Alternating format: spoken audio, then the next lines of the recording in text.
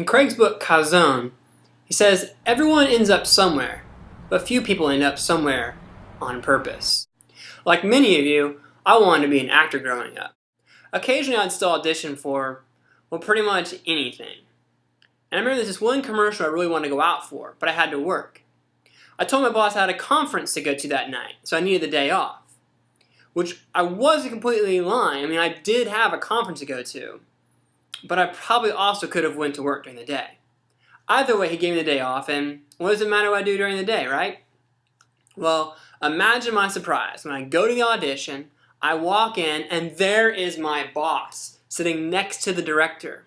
That's right, I was auditioning for a commercial for the school that I worked for.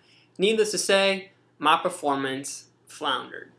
Not that I was really that good of an actor anyway.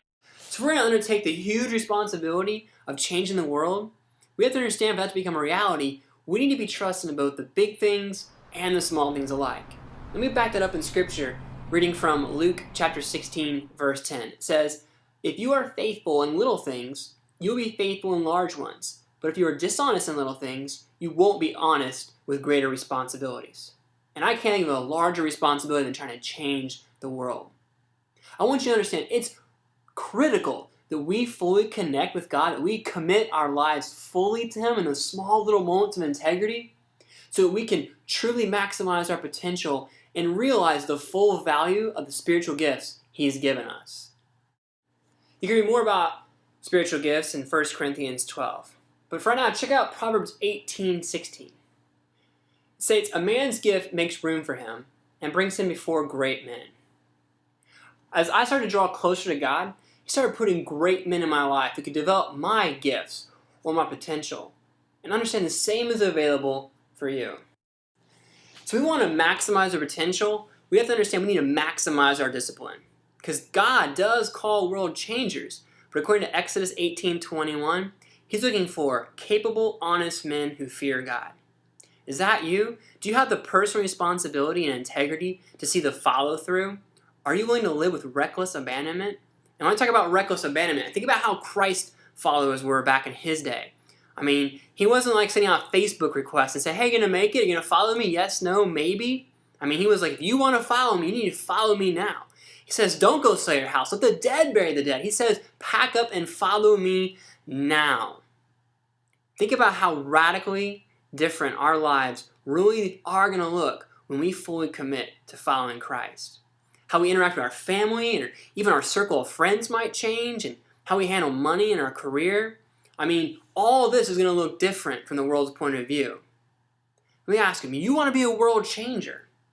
Are you willing to accept the sacrifice required to see that through?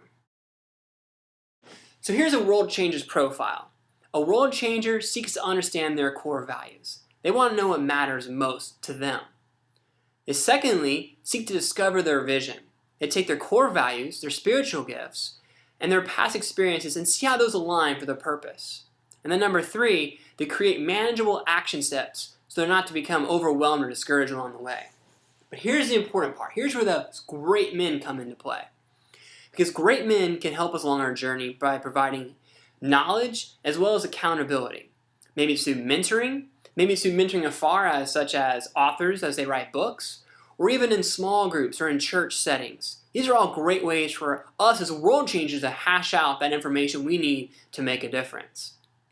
But here's the point.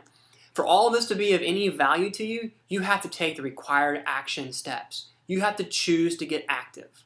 World changers are self-motivators. Success does not find them. They go out and find success. There's plenty of good intentions, yet horrible follow-through. I know you have the potential to change the world. Do you have the integrity as well? Ask yourself, are you going somewhere? Or are you going somewhere